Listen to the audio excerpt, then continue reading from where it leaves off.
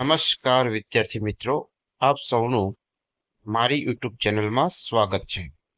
આજે આપણે ઉકેલો તો ખરા તેની અલગ અલગ પઝલ અહીં ઉકેલશું।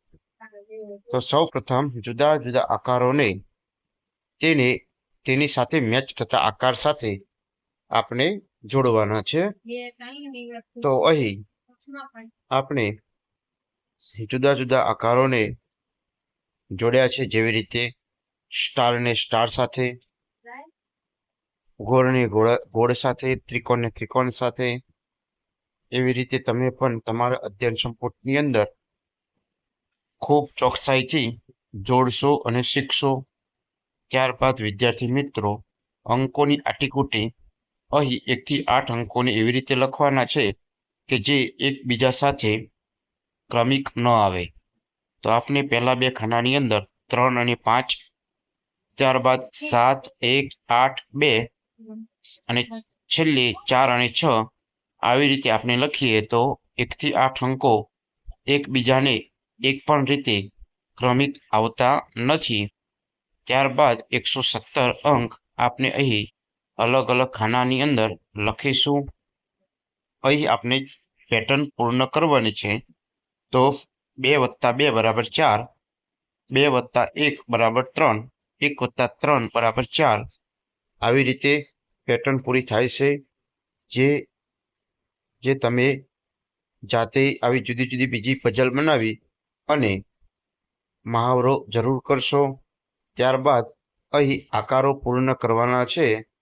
આકારો જુદી જુદી પેટર્ન છે, તેને પૂરી કરી લેશો। ત્યારબાદ અહીં હું એક સંખ્યા વિશે વિચારું છું અને તેના બમણા કરતાં 16 થાય છે, તો તે સંખ્યા કઈ હશે?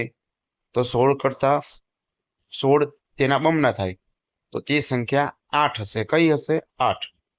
ત્યારબાદ અહીં ખાનાની અંદર આપણે 118 અંક અલગ અલગ અક્ષરે તમે લખી શકો છો। ત્યારબાદ અહીં અંકોને આપણે ઓળખવાના છે। જો પહેલા 56, ત્યારબાદ 39, 54, 75, 16 અને 58 આવી રીતે અંકો આપેલા છે। ત્યારબાદ ચિત્રની અંદર દર્પણમાં જોશો તમને સસલું દેખાશે, તેને આપણે અહીં લખવાનું છે। ત્યારબાદ આમાંથી મારો પડછાયો કયો છે? તો અહીં 3 નંબરનો પડછાયો છે તે આ છે। પિરામિડને ઓળખો, તો પિરામિડ આપણે જે સાચાની નિશાની કરી છે એ ઉપરથી જોતા પિરામિડ આપણને આવો લાગશે। ત્યારબાદ રસ્તો દોરી જીરાફ ભૂખ્યું છે તેને ઝાડ સુધી પહોંચાડવાનું છે। તો જીરાફને અહીં આપણે આવી રીતે ખૂબ સરસ રીતે પહોંચાડ્યું છે અને રસ્તાની અંદર બિલાડી અને ચકલી પણ મળે છે। તો અહીં એક ઝાડ સુધી જીરાફને આપણે અહીં પહોંચાડીશું। ત્યારબાદ જીરાફ જે પ્રાણીને રસ્તા પર પ્રથમ મળ્યું તેનું નામ શું હતું? તો સૌપ્રથમ આપણને બિલાડી મળી। ત્યારબાદ જીરાફને છેલ્લે કયું પ્રાણી મળ્યું? તો છેલ્લેનું નામ મળ્યું તે ચકલી હતી। આપણે પણ ઘરે જવા માટે જુદા જુદા રસ્તિક યાદ રાખતા હોય છે। ત્યારબાદ ખૂટતો ભાગ અહીં પૂર્ણ કરવાનો છે। તો આપણે ખૂબ જ સરસ રીતે ખૂટતો ભાગ અહીં પૂર્ણ કર્યો છે। તમે પણ તમારા અધ્યયન સંપુટની અંદર ભાગ પૂર્ણ કરી કયો ભાગ આપણે લીધો છે ત્યાં સાચાની નિશાની કરશો તો આપણે સાચું જે ભાગ તે આપણે સાચાની નિશાની પણ કરેલ છે। ત્યારબાદ અંક 120 અંક જે આપેલ છે તે અહીંયા સારા અક્ષરે તમે તમારી અધ્યયન સંપુટની અંદર જરૂરથી લખશો। કુલ 30 બનાવવા માટે કયા કયા દડા પસંદ કરશો? તો નીચે અલગ અલગ દડા આપેલા છે, તો આપણે 30 પૂરા કરવા છે। તો પહેલા 4, પછી 11 અને 15 એમ લઈએ તો 30 અહીં પૂરા થઈ જાય છે। આવી રીતે તમે જાતે બીજા ઉખાના બનાવી નોટબુકની અંદર જરૂરથી લખશો। ચાલો 1 થી 6 અંકોને એવી રીતે ગોઠવીએ કે ત્રણેય બાજુનો સરવાળો સરખો થાય। તો 1 અને 6 તો 7 થશે, 5 અને 2 7 થશે, 3 અને 4 7 થશે। વચ્ચે આવી રીતે સંખ્યા મૂકીએ તો દરેકનો સરવાળો કેવો 7 આવે છે। તો બીજા બીજા કોયડા અહીં આપેલા છે. તો દિવાસળીની ડિઝાઇનમાંથી 2 દિવાસળી ઉપાડીને આવી રીતે અહીં ગોઠવી શકાય છે. તો 2 ચોરસ બને છે, 1 અને 2 નંબરનો ચોરસ. અહીં આપણે આપેલા ટપકાની મદદથી અલગ અલગ ચોરસ બનાવવાના છે.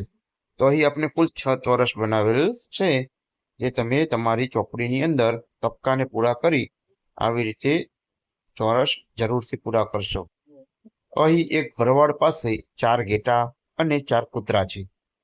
વાડાને એવી રીતે ભાગ કરો કે જેથી દરેકના ભાગમાં એક વૃક્ષ, એક ઘેટું અને એક કૂતરો વહેંચાઈ જાય. તો આપણે અહીં વહેંચ્યું છે. તો આવી રીતે પણ તમે તમારા અધ્યયન સંપુટની અંદર ખૂબ સરસ રીતે વહેંચી શકો છો.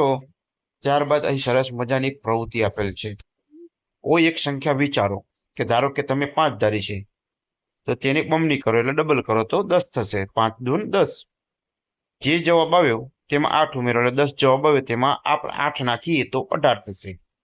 જે સંખ્યા મળે છે તેને અડધા કરો, 18ના આપણે અડધા કરીએ તો 9 થશે. અને 9માંથી તેમાંથી 4 બાદ કરો એટલે 9માંથી 4 ઓછા કરીએ તો 5 વધે. એટલે આપણે જે સંખ્યા ધારી હતી તે જ સંખ્યા પાછી મળી જાય છે, એટલે સરખી સંખ્યા મળે છે.